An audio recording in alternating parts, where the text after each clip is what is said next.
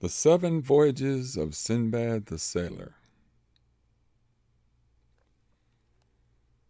In the times of the Caliph Harun al-Rashid, there lived in Baghdad a poor porter named Sindbad, who on a very hot day was sent to carry a heavy load from one end of the city to the other. Before he had accomplished half the distance, he was so tired that, finding himself in a quiet street where the pavement was sprinkled with rose water and a cool breeze was blowing, he set his burden upon the ground and sat down to rest in the shade of a grand house. Very soon he decided that he could not have chosen a pleasanter place. A delicious perfume of aloes wood and pastilles came from the open windows and mingled with the scent of the rose water which steamed up from the hot pavement. Within the palace he heard some music, as of many instruments cunningly played, and the melodious warble of nightingales and other birds. And by this, and the appetizing smell of many dainty dishes of which he presently became aware, he judged that feasting and merrymaking were going on. He wondered who lived in this magnificent house, which he had never seen before, the street in which it stood being one which he seldom had occasion to pass. To satisfy his curiosity, he went up to some splendidly dressed servants who stood at the door, and asked one of them the name of the master of the mansion. "What?" replied he. "Do you live in Baghdad, and not know that here lives the noble Sindbad the sailor, that famous traveler who sailed over every sea upon which the sun shines?" The porter, who had often heard people speak of the immense wealth of Sindbad, could not help feeling envious of one whose lot seemed to be as happy as his own was miserable.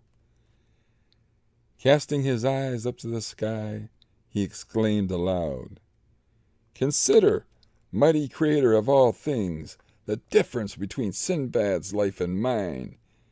Every day I suffer 1,000 hardships and misfortunes, and have hard work to get even enough bad barley bread to keep myself and my family alive, while the lucky Sindbad spends money right and left, and lives upon the fat of the land.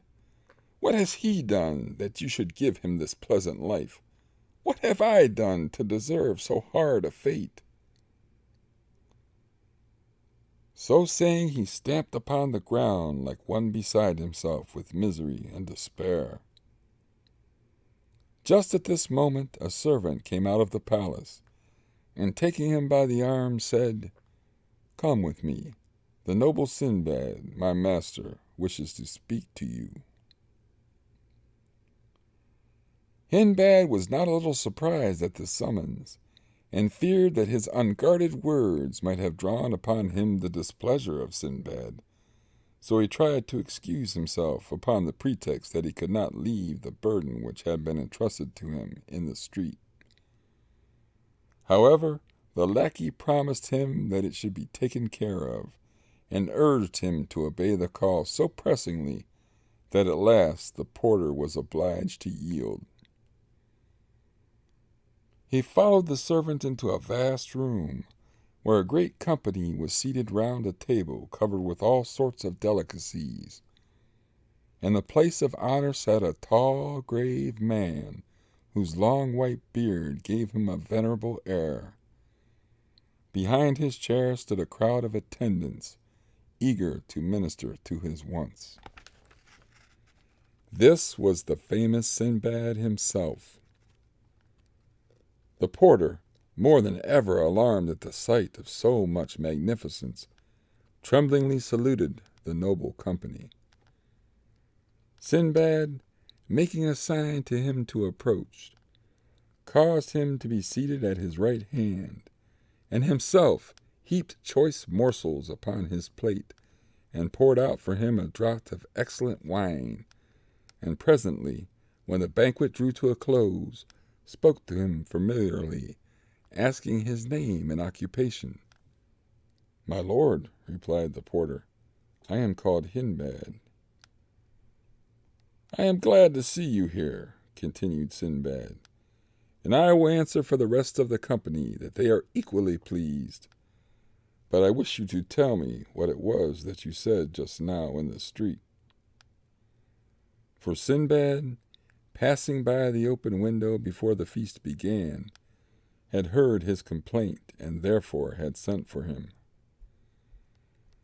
At this question Hindbad was covered with confusion, and hanging down his head, replied, "My lord, I confess that, overcome by weariness and ill humor, I uttered indiscreet words, which I pray you to pardon me." "Oh," replied Sindbad, "do not imagine that I am so unjust as to blame you. On the contrary, I understand your situation and can pity you. Only you appear to be mistaken about me, and I wish to set you right.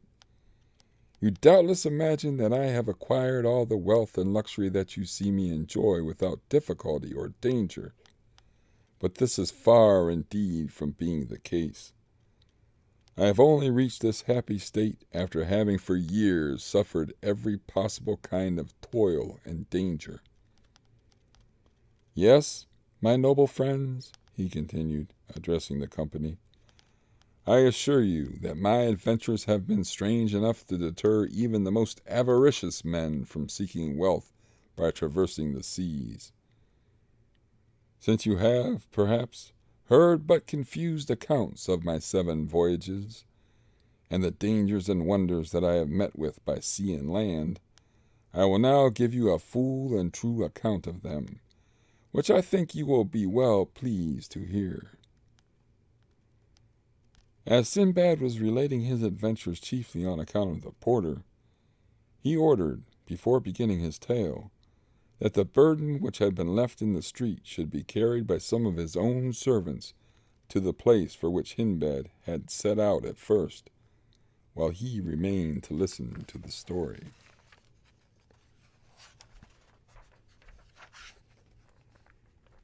First Voyage.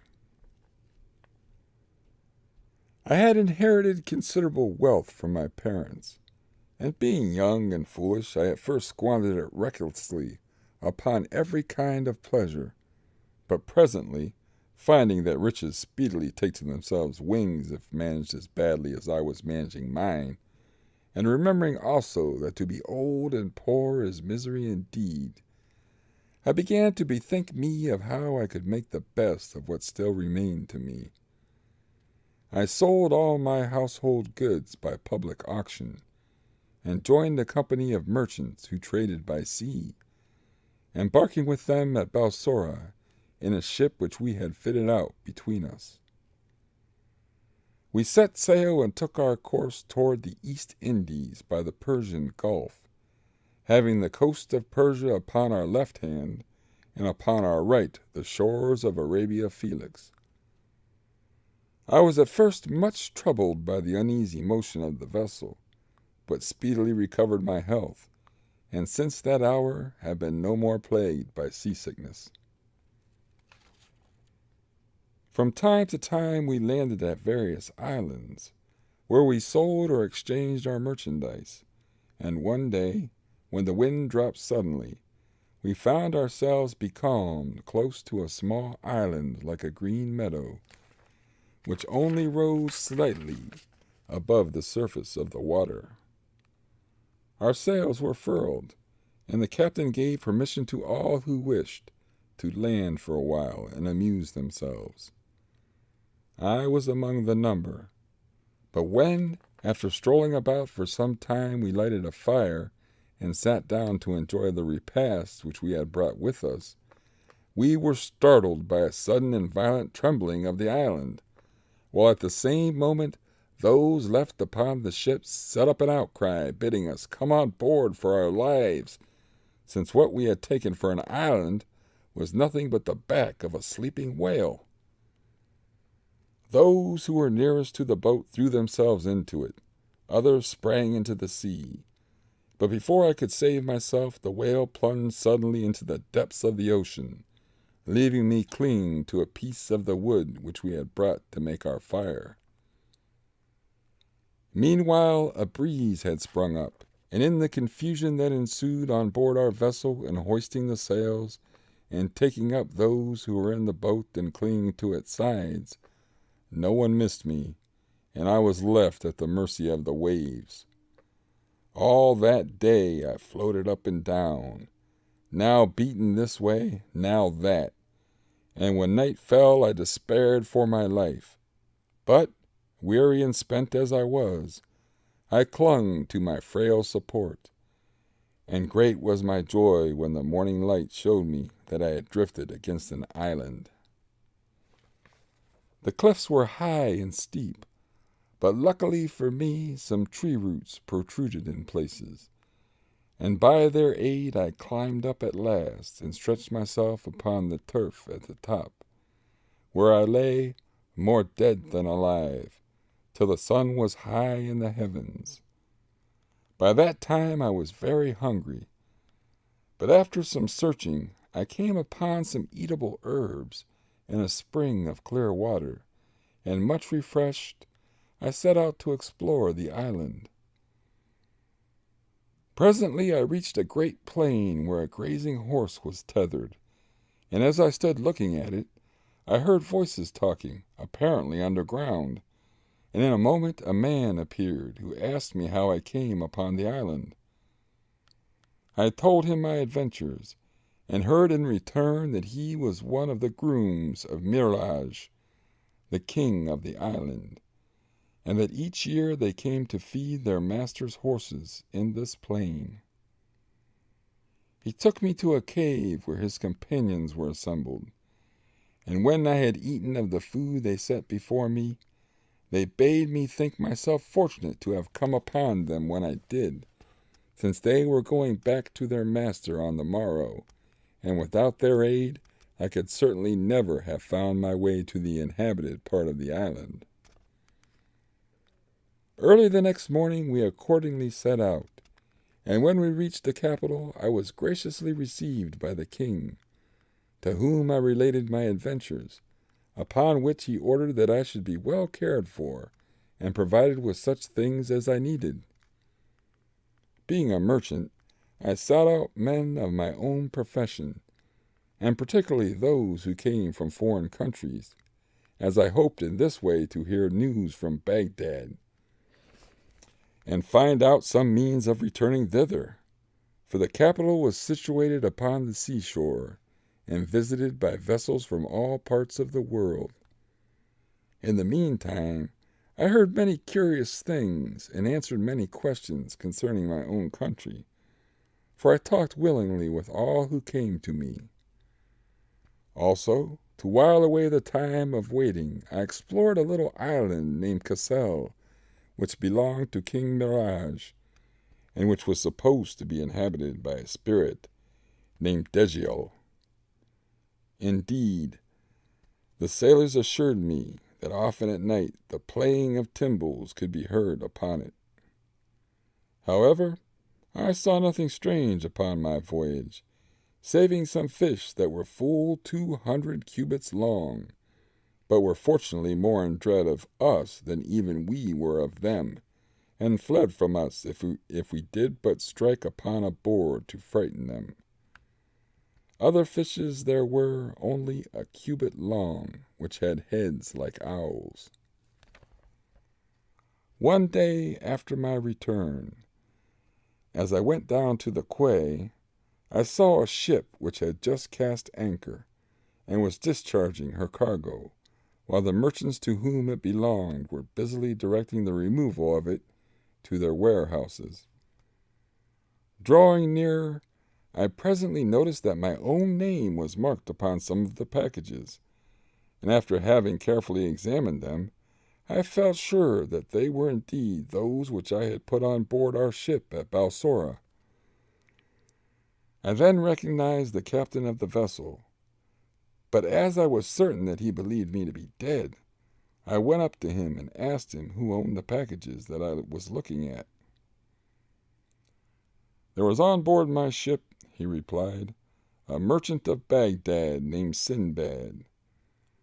One day he and several of my other passengers landed upon what we supposed to be an island, but which was really an enormous whale floating asleep upon the waves.